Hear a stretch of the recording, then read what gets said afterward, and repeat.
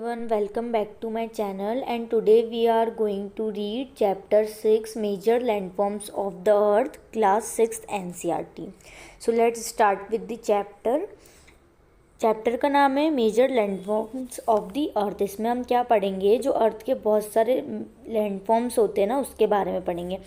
Landform मतलब क्या होता है, जो कि वैरायटी ऑफ प्लेसेस जो कि सेम नहीं है। लैंडफॉर्म जैसे कि प्लेट्यूज, प्लेन्स, माउंटेन्स, ये लैंडफॉर्म्स होते हैं। मतलब लैंडफॉर्म्स किस टाइप के होते हैं, ये हमको इस चैप्टर में पढ़ना है, ठीक है। इसके में हम वेरियस टाइप्स ऑफ लैंडफॉर्म्स के बारे में पढ़ेंगे। तो हम शुरू करते हैं। इसमें आपको बताया है कि सबसे पहले तो आपको इधर जो 6.1 फिगर दिया है, इसमें आपको कैसे दिख रहा है कि सारी जगह अलग अलग है, कोई भी चीज़ एक जैसी नहीं दिख रही है। कोई भी जगह आपको कहीं पर पहाड़ है, कहीं पर प्लेन है, तो कहीं पर प्लेट्यू है। तो ये आपको बताया है। और इसमें इसके बाद बताया है the earth has an infinite variety of landforms. Earth में क्या है, इन्फिनाइट वेराइटी ऑफ लैंडफॉर्म्स है। इन्फिनाइट मतलब अनगिनत। Some parts of the lithosphere में be rugged and some flat. Lithosphere कौन सी सतह है जिस पे हम रह रहे हैं ना, वो लिथोस्फीयर है, उसके ऊपर हम रह रहे हैं, ठीक है। तो ये क्या है, रग्ड है, मतलब कहीं से खुरदड़ी हुई है, खुरदुरी सी है, और कहीं पर फ्लैट है। इसके बाद में this landforms are a result of two process. और ये जो लैंडफॉर्म्स होते हैं ना, इसमें टू प्रोसेस होती है, इंटरनल प्रोसेस और एक्सटर्नल प्रोसेस। तो इंटरनल प्रोसेस मतलब क्या होता है, द फर्स्ट और the internal process leads to the upliftment and sinking of the earth surface at several places. जो जिस अर्थ पे आप रह रहे हो ना, आप ये जान के शॉक्ड हो जाओगे कि जिस लेयर पे आप, जिस अर्थ की क्रस्ट लेयर पर आप रहते हो, वो क्या हो रहा है, धीरे धीरे वो अर्थ क्या करती है, मूव करती है। You are standing on a slowly moving. लेकिन आपको समझ नहीं आता इसमें क्या होता है, कंटिन्यूस मूवमेंट हो रहा होता है आपके अर्थ के अंदर।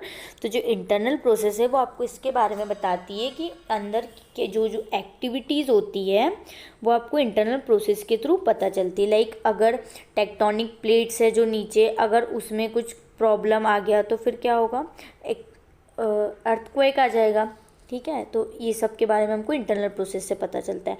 देन सेकंड है एक्सटर्नल प्रोसेस। तो एक्सटर्नल प्रोसेस क्या है, continuous wearing down and rebuilding of the land surface. इसका मतलब होता है कि ये जो आपकी सतह के ऊपर जो जितनी भी वो हो रही है ना प्रोसेस, वो एक्सटर्नल प्रोसेस कहलाएगा। तो the wearing away of the earth surface is called erosion. तो क्या होता है, इरोजन क्या होता है, जो पानी और धूल के कारण, वाटर, आइस और विंड के कारण, हवा के कारण जो सॉइल एक जगह से दूसरी जगह चली जाती है या सरक जाती है, हवा के वजह से बह कर वो कहीं और चले जाती है, तो वो क्या होता है, इरोजन होता है। मट्टी का बहना क्या हो जाता है, इरोजन हो जाता है। किसकी वजह से, वाटर, आइस और विंड की वजह से। और डिपोजिशन क्या होता है, तो ये तो इरोजन हो गया। अब वो जो मिट्टी है जो वहाँ से हट रही है, वो कहीं पर जाके जमा भी तो होगी ना, कहीं दूसरी जगह जाके। तो वो जहाँ पर जाके रीबिल्ड हो रही है, वो प्रोसेस को हम डिपोजिशन बोलते हैं। Then this two process are carried out by running water, ice and wind. जैसे कि मैंने आपको अभी बताया कि वाटर, आइस और विंड, इन तीनों की वजह से इरोजन और डिपोजिशन होता है। इसके बाद में हम इसको टू डिफरेंट लैंडफॉर्म्स में we can group different landforms depending on elevation slope as mountain, plateaus and plateaus. अब ये प्लेन्स, अब ये 3 टाइप्स के लैंडफॉर्म्स है जिसके बारे में हम पढ़ेंगे, mountains, plateaus and plains. Mountains मतलब तो आपको पता है, जो हिली एरियाज होते हैं वो माउंटेन्स होते हैं। प्लेट्यूज मतलब जैसे कि अपना डेक्कन प्लेट्यू है। और प्लेन्स मतलब क्या होता है, जो भी मैदान एकदम, जहाँ पर पूरा जगह कैसा होता है, प्लेन होता है, मैदान लंबा लंबा सा, जो कि मध्य प्रदेश, यूपी, बिहार वाला रीजन है ना, वो प्लेन है। और प्लेट्यूज अपना डेक्कन प्लेट्यू है, जहाँ कर्नाटका, महाराष्ट्र, केरला ये सब आते हैं वहाँ पे। और माउंटेन्स अपना हिमालय रीजन जो ऊपर उत्तराखंड साइड है, ये माउंटेन रीजन है। इसके बाद में आपको यहाँ पे एक लड़की दिख रही है फोटो में, तो ये क्या कर रही है, माउंटेन बना रही है अपने बुक से। ये कैसे बना रही है, ये जो अपने बुक को दोनों साइड से क्या कर रही है, प्रेशर एग्जर्ट कर रही है, और उसकी वजह से क्या हो रहा है, उसकी जो बुक का पेज है वो ऊपर उठ रहा है, तो उससे क्या हो रहा है, माउंटेन बन रहा है। ऐसा सेम टू सेम माउंटेन्स बनते हैं इन रियल लाइफ। क्या होता है, जब जो अपनी धरती होती है ना, जब दो साइड से वो प्रेशर एक्सर्ट करती है, तो जो वहाँ का जो मतलब जो धरती है वो जब ऊपर उठ जाती है, वहाँ की जो मिट्टी ऊपर उठ जाती है, तो उससे क्या बन जाता है फिर mountain. So a mountain is any natural elevation of the earth surface. Mountain क्या है, एक नेचुरल एलिवेशन है अर्थ सरफेस का। एलिवेशन मतलब काफ़ी ऊंची height. The mountains may have a small summit and a broad base. इसमें क्या होता है, ऊपर से तो ये इसका बहुत बड़ा बेस होता है, नीचे से तो ये बनते चला जाता है, लेकिन ऊपर जाते जाते क्या होता है, थोड़ा छोटा हो जाता है। आपने देखा है ना कैसा कॉनिकल शेप में होता है। Then it is considerably higher than the surrounding area. और जो भी वहाँ का सराउंडिंग एरिया है उससे तो ये क्या होता है, ऊंचा ही होता है। Some mountains are even higher than the clouds. और कुछ माउंटेन्स तो क्या होते हैं, क्लाउड से भी ऊंचे होते हैं, मतलब क्लाउड में जाके दिखने नहीं लग जाते, इतने ज़्यादा ऊंचे माउंटेन होते हैं। लाइक अपना जो माउंट एवरेस्ट है वो। As you go higher the climate becomes colder. अब जैसे जैसे ऊपर जाओगे ना, वैसे वैसे जो क्लाइमेट है वो कैसा होगा, ठंडा होते जाएगा। इन सब mountains there are permanently frozen river of ice. और कुछ कुछ माउंटेन्स में तो क्या है, परमानेंटली रिवर्स में आइस जम चुकी है, उसको हम क्या बोलते हैं, ग्लेशियर, जो कि ठंड के समय जम जाती है और गर्मी के समय क्या होता है, यहाँ पर यही पिघल के हमको पानी प्रोवाइड करती है। There are some mountains you can not see as they are under the sea. और कुछ माउंटेन्स तो सी के अंदर है, जिसको आप देख भी नहीं सकते। Because of harsh climate less people live in the mountain areas. और जो क्लाइमेट इतना हार्श कंडीशंस होती है कि आप वहाँ पे सर्वाइव ही नहीं कर सकते हो, इसकी वजह से क्या होता है कि माउंटेन एरियाज़ में बहुत कम लोग रहना प्रेफर करते हैं। Since the slopes are steep less then is available for farming. और वहाँ पे क्या होता है, फार्मिंग की भी कोई व्यवस्था नहीं होती है, वहाँ पे लोगों को फार्मिंग करने में भी बहुत प्रॉब्लम होती है। और ये आपको यहाँ पे फोल्ड माउंटेन का दिया हुआ है कि फोल्ड माउंटेन कैसे हैं, आगे हम पढ़ेंगे फोल्ड माउंटेन्स के बारे में। और ये हिमालयस का पिक्चर दिया आपको, देखो कितना सुंदर लग रहा है हिमालय। इसके बाद में हम आ जाते हैं नेक्स्ट पेज पर। Mountains may be arranged in a line known as range. और जो माउंटेन्स एक के बाद एक ऐसे रेंज में लगे होते हैं ना, जैसे कि आप ड्राइंग में बनाते थे पहले कि ऐसे आप ट्राइंगल बनाते थे ना, बहुत सारे एक के बाद एक के बाद एक, तो वो जो माउंटेन्स होते हैं, वो जो एक लाइन से माउंटेन्स बने होते हैं, उन्हें हम माउंटेन रेंज बोलते हैं। Then many mountain system consist of a series of parallel ranges extending over 100 of kilometres. 100 of kilometres में ये जो माउंटेन रेंजेस होती है ये फैली हुई होती है एकदम पैरेलल। इसके बाद में the Himalayas, the Alps and the Andes are mountain range of Asia. अब जो अल्प्स और एंडीज है ना, ये भी माउंटेन रेंजेस हैं एशिया की बड़ी बड़ी, ठीक है। तो जो एंडीज़ है ना, एंडीज़ कहाँ पर है, अमेरिका में। और जो द अल्प्स है वो कहाँ पर है, यूरोप में है। और हमारा हिमालय तो आप सबको पता है इंडिया में है। स्पेक्टली mountains vary in their heights and shape. और जो माउंटेन्स है वो क्या है, अपने शेप्स में और अपनी हाइट्स में सब एक दूसरे से डिफरेंट है। Then there are 3 types of mountains, fold mountains, block mountains and the volcanic mountains. अब हम 3 माउंटेन्स के बारे में पढ़ेंगे। फर्स्ट है फोल्ड माउंटेन, सेकेंड है ब्लॉक एंड थर्ड है वॉल्केनिक। तो the Himalayan mountains and the Alps are young fold mountains with rugged relief and high conical peaks. तो जो हिमालयन माउंटेन्स है और द अल्प्स माउंटेन्स है जो कि यूरोप में है, तो ये क्या है, rugged relief and high conical peaks है। रग्ड मतलब थोड़े खुरदुरे से है, और इनकी जो हाई कोनिकल पिक्स है, जैसे कि आपने पेड़ देखे होंगे ना हिमालय में, कोनिकल ट्रीज होते हैं, जैसे कि क्रिसमस ट्री होता है, वैसे इनकी जो शेप होता है वैसी होता है, और ये ऊपर से एकदम कोनिकल होता है। Then the Aravalli range in India is one of the oldest fold mountain system in the world. अब जो अरावली रेंज है जो इंडिया में है, ये ओल्डेस्ट फोल्ड माउंटेन का एग्जाम्पल है। इसके बाद में the range has considerably worn down due to the process of erosion the Appalachians in North America and the Ural mountains in Russia. तो जो ये एप्लाचीन्स है ये नॉर्थ अमेरिका में है, और जो यूरल माउंटेन्स है वो कहाँ पर है, रशिया में है। Have rounded features and low elevation, they are very old fold mountains. और ये बहुत वेरी ओल्ड और फोल्ड माउंटेन्स हैं। इसके बाद में हम आ जाते हैं ब्लॉक माउंटेन्स पे। जो ब्लॉक माउंटेन्स है are created when large areas are broken and displaced vertically. अब यहाँ पे आपको जो दिख रहा है ब्लॉक माउंटेन्स क्या होते हैं, ये पिक्चर में देखो आप, कुछ जो एरिया है वो कितना है, बहुत ज़्यादा अंदर धंस चुका है, और कुछ बहुत ज़्यादा ऊपर उठ गया है। तो जब लैंड में ऐसे चेंजेस आते हैं ना, जब कुछ जगह ऊपर उठ जाती है सरफेस से और कुछ वहीं पर रह जाती है, तो उसको क्या बोलते हैं, हम उसको ब्लॉक माउंटेन बोलते हैं। तो ये जो ऊपर का हिस्सा है इसको हॉस्ट बोलते हैं, और ये जो दबा हुआ हिस्सा इसको ग्रेबन बोलते हैं। Then the Rhine valley and the वॉस्गस mountains in Europe are example of such mountain systems. ये उसके एग्जाम्पल्स हैं, और ये आपको मैप में ज़रूर देखना चाहिए कि राइन वैली कहाँ पर है और वॉस्गस माउंटेन यूरोप में कहाँ पर है। इसके बाद में हम आ जाते हैं वॉल्केनिक माउंटेन्स पे। तो वॉल्केनिक माउंटेन्स क्यों, ये कैसे बनते हैं, ये वॉल्केनिक एक्टिविटी की वजह से बनते हैं। क्या होता है ना, जब धरती में नीचे धीरे धीरे जो मैग्मा होता है ना, जब वो बहुत ज़्यादा गर्म होने लग जाता है, तो जब वो ऊपर आता है, तो जो मैग्मा जब ऊपर आ जाता है तो हम फिर उसे क्या कहते हैं, लावा कहते हैं।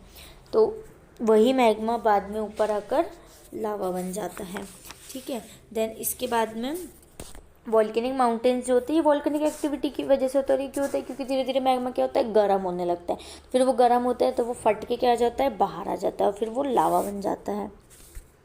इसके बाद में volcanic mountains are form due to volcanic activities Mount Kilimanjaro in, इसके बाद में यहाँ दिया है Mount Kilimanjaro in Africa and Mount Fujiyama in Japan are example of such mountains, इनके एग्जाम्पल्स है। इसके बाद में mountains are very useful, the mountains are as a store house of water. और जो माउंटेन्स है वो क्या होते हैं, काफ़ी यूज़फुल होते हैं हमारे लिए, और जो माउंटेन्स हैं उनको स्टोर हाउस ऑफ वाटर भी कहा गया है, क्योंकि इससे बहुत सारी रिवर निकलती है और ये ग्लेशियर्स भी निकलती है। तो ये हमारे लिए क्या है, रिजर्वोरियस है, हमारे वाटर को ये बचा के रखते हैं, और फिर पीपल इसको यूज़ करते हैं। और जो वाटर है इससे ये हमारे को इरिगेशन के भी काम में आता है और इलेक्ट्रिसिटी बनाने के भी काम में आता है। Then the river valleys and terraces are ideal for, और कल्टीवेशन में भी ये हमारे लिए बहुत हेल्पफुल होता है, क्योंकि यहाँ की जो सॉइल होती है वो बहुत फर्टाइल होती है।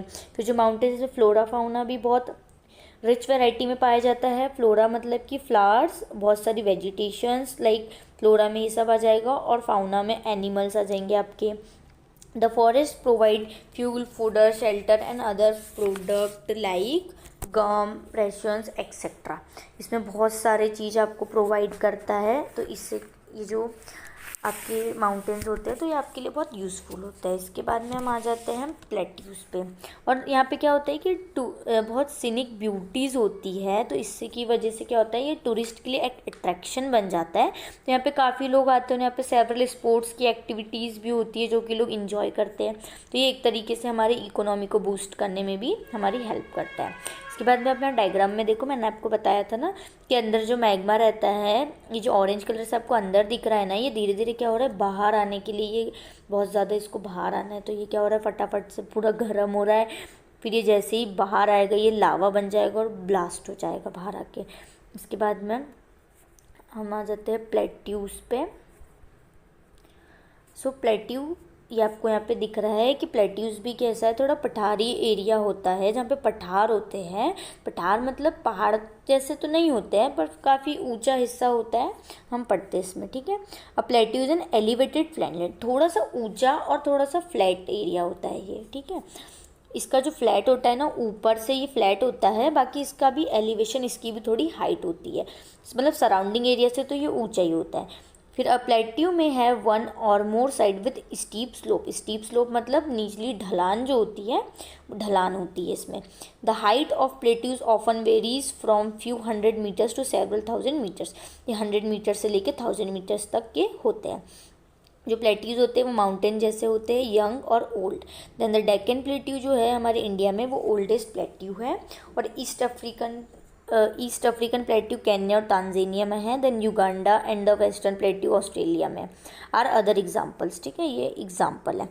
इसके बाद में जो तिब्बत प्लेट्यू है वो highest plateau in the world है, जिसकी हाइट है 4000 से लेके 6000 मीटर तक के सी लेवल से, ठीक है। इसके बाद में जो प्लेट्यूज है बहुत ज़्यादा यूज़फुल है, क्योंकि इनमें रिच मिनरल्स पाए जाते हैं, लाइक अपना गोल्ड हो गया, सिल्वर हो गया, कॉपर, इस टाइप्स के मिनरल्स पाए जाते हैं। और प्लेट्यूज़ पे क्या होता है, बहुत सारी माइनिंग एरियाज़ होते हैं, जो कि प्लेट्यूज़ एरिया में होते हैं माइनिंग एरियाज़, क्योंकि वहाँ पे आसानी से हमको क्या मिल जाते हैं, सारे मिनरल्स मिल जाते हैं।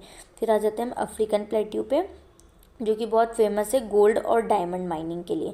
इन India huge reserves of iron, coal and manganese are found in the Chota Nagpur plateau. तो जो छोटा नागपुर प्लेट्यू है वहाँ पे हमारे माइनिंग एरियाज़ हैं। In the plateau region there may be several waterfalls as the river fall from a great height. waterfall मतलब water मतलब पानी, fall मतलब गिरना, पानी का गिरना, that is waterfall. और जहाँ पर ग्रेट हाइट से जब पानी गिरता है नीचे की ओर तो उसको हम वाटरफॉल कहते हैं. Then in India the Hundru falls in the Chota Nagpur plateau. हुंद्रू false कहाँ पर है? छोटा नागपुर प्लेट्यू पे. ये बहुत इंपॉर्टेंट है, आपको पता होना चाहिए. और कौन सी यहाँ पे रिवर कौन सी है? सुवर्णरेखा रिवर पे है. देन जॉग फॉल्स है कर्नाटका में. ये हमारे इंडिया के एग्जाम्पल है वाटरफॉल के.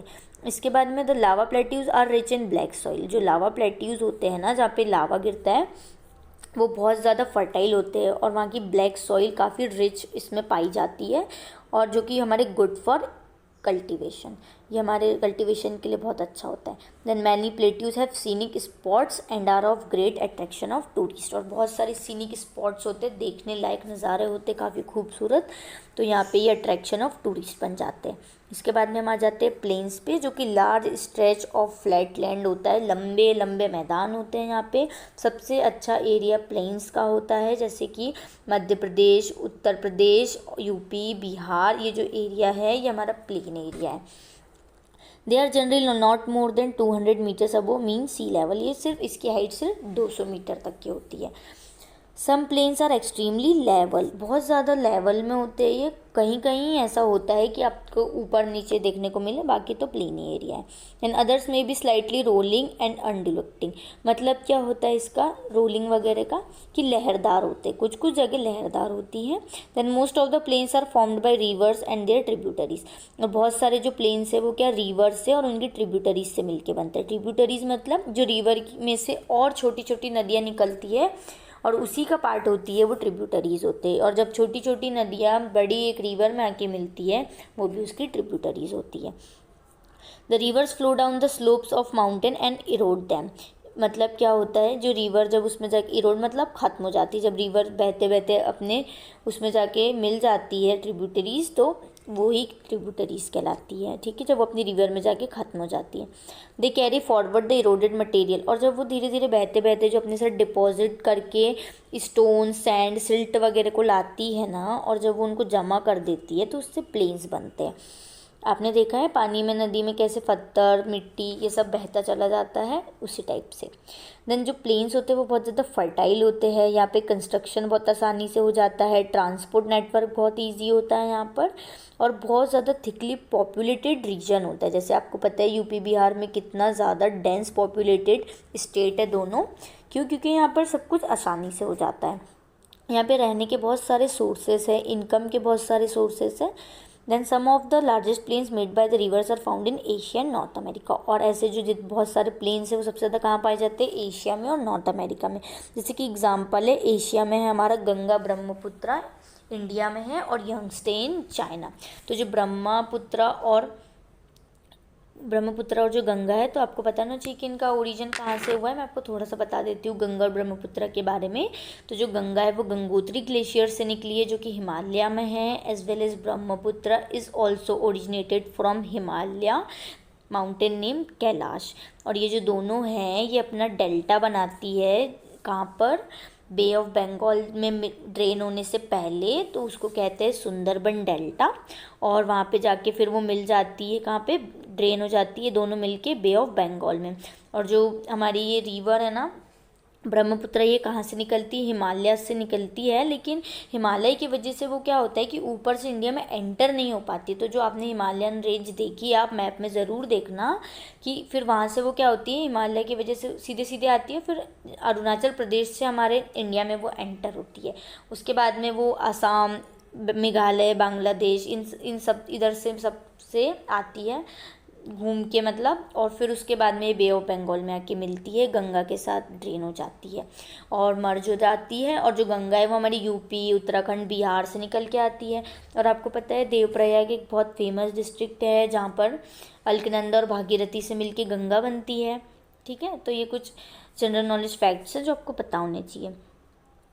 Plains are the most beautiful, useful areas for human habitation. There is great concentration of people as more flat land is available for building houses as well as for cultivation. जो plain areas होते हैं ना वो बहुत ज़्यादा useful होते हैं human habitation के लिए। फिर और बहुत सारा यहाँ पे क्या होता है, पीपल जो होते हैं यहाँ पे बहुत एग्रीकल्चर कर सकते हैं, हाउस बना सकते हैं, कल्टीवेशन तो यहाँ बहुत अच्छा होता ही है। आप देखो यहाँ पे कितना प्यारा सा सीनिक ब्यूटी टाइप का ये पिक्चर दिया है, बहुत ही अच्छा लग रहा है ये। आजकल ऐसा बहुत कम देखने को मिलता है। इसके बाद में आ जाते हैं, because of fertile soil the land is highly productive for cultivation in India to the Indo Gangetic plains are the most densely populated region of the country. ये जो इंडो गैंगेटिक प्लेन्स है ना, इसको आप मैप में ज़रूर देखना। ये ऊपर साइड जो हमारे स्टेट्स है ना, ऊपर यूपी, बिहार, पंजाब, हिमाचल प्रदेश, इधर है ये नॉर्दर्न एरिया में है इंडो गैंगेटिक प्लेन्स, तो यहाँ पर बहुत अच्छा कल्टीवेशन होता है। इसके बाद में आ जाते हैं लैंडफॉर्म्स एंड द पीपल। अब लैंडफॉर्म्स के साथ पीपल कैसे इन्फ्लुएंस करते हैं ये हम पढ़ेंगे इसमें। So human have been living on different kinds of landform in different ways. क्या हर ह्यूमन जो है वो हर जगह अलग रहता है, अलग लैंडफॉर्म पे रहता है, ठीक है, डिफरेंट वेव्स में रहता है। Then life is difficult in mountain areas. अब जो माउंटेनियस एरियाज़ है वहाँ पे लाइफ डिफ़िकल्ट होती है क्योंकि वहाँ पे कल्टीवेशन नहीं होता है, वहाँ पे सर्वाइव करना मुश्किल है क्योंकि वहाँ की क्लाइमेटिक कंडीशंस काफ़ी हार्श होती है, ठीक है। फिर बहुत ईजी होता है, it is easy to grow crops, build a house और road in a plain than a mountain में ये सब ईजी नहीं होता है, हालांकि प्लेन में हम लोग ये सब आसानी से कर लेते हैं। Then sometime natural calamities such as earthquakes, volcanic eruption, storms, बाढ़ का, अर्थक्वेक का, वॉल्केनिक इरप्शन का, इन सब का डर रहता है। इससे क्या होता है, बहुत ज़्यादा डिस्ट्रक्शंस हो जाता है वहाँ पर माउंटेन हिली एरियाज़ में, और बहुत सारे लोग अपनी लाइफ को खो देते हैं। और इसके लिए हमें क्या करना चाहिए, अवेयरनेस रखनी चाहिए लोगों के बीच में और रिस्क कम लेना चाहिए। और इसलिए लोग क्या करते हैं, अवॉइड करते हैं, कोई प्रेफर नहीं करता है माउंटेन एरिया में रहना, सब लोग प्लेन एरिया में ही रहना प्रेफर करते हैं। फिर आप पाओगे कि सराउंडिंग्स में आपके कि how many ways we use the land and water, कि किन किन वेज में हम लैंड और वाटर को यूज़ करते हैं। Quite often we use the land in a wasteful manner. कई बार तो हम बहुत ही बार हम लोग वाटर को वेस्टफुल मैनर में यूज़ कर रहे हैं, जैसे कि हम घर बनाने में यूज़ कर रहे हैं। For example constructing house on a fertile land. अब जब हम घर बना रहे हैं फर्टाइल लैंड के ऊपर अगर हम घर बनाएंगे तो हमारा एग्रीकल्चर कैसे होगा, और इससे क्या हो रहा है, हमारा जो नेचुरल चीज़ें हमारी वो ख़राब हो रही है। Then similarly we throw garbage on land और in important gifts of nature और इन अ केयरलेस मैनर। और हम क्या कर रहे हैं, ये जो गार्बेज है हम इसको डर्टी बना रहे हैं, हम वाटर को इसमें पानी में फेंक के या फिर ज़मीन पर फेंक के हम इसको प्रॉपर मैनर में कलेक्ट करके इसका रीयूज़ करना चाहिए। बाकी ऐसा कुछ नहीं होता है, बहुत ज़्यादा गंदगी फैल रही है दिनों दिन और सस्टेनेबल डेवलपमेंट की ओर लोग उतना ध्यान नहीं दे रहे हैं। सो मैं तो आपको यही बोलूँगी कि अपने आसपास क्लीनलीनेस को मेंटेन करें। Then the available land is not only for our use, क्योंकि जो ये लैंड है वो सिर्फ हमारे यूज़ के लिए नहीं है ना, ये फ्लोरा फाउना के लिए भी है, जितने भी लिविंग बीइंग्स है सबके लिए है। तो it is our duty to leave the earth a better place for future generation as well. हमको क्या करना चाहिए, सस्टेनेबल डेवलपमेंट की ओर ध्यान देना चाहिए ताकि जो फ्यूचर जनरेशन है उनके लिए भी ये सारे ऑप्शंस अवेलेबल रहे, ठीक है। हमें पॉल्यूशन नहीं करना चाहिए। इसके बाद में आपका चैप्टर यहाँ पे ख़त्म हो जाता है, ठीक है। और कैसा लगा मुझे कमेंट करके ज़रूर बताना। और मैं आपको आखिरी में जाते जाते एक स्लोगन बता देती हूँ, let us go green to get our planet clean. मैं रिपीट कर रही हूँ, let us go green to get our planet clean. Okay, bye bye.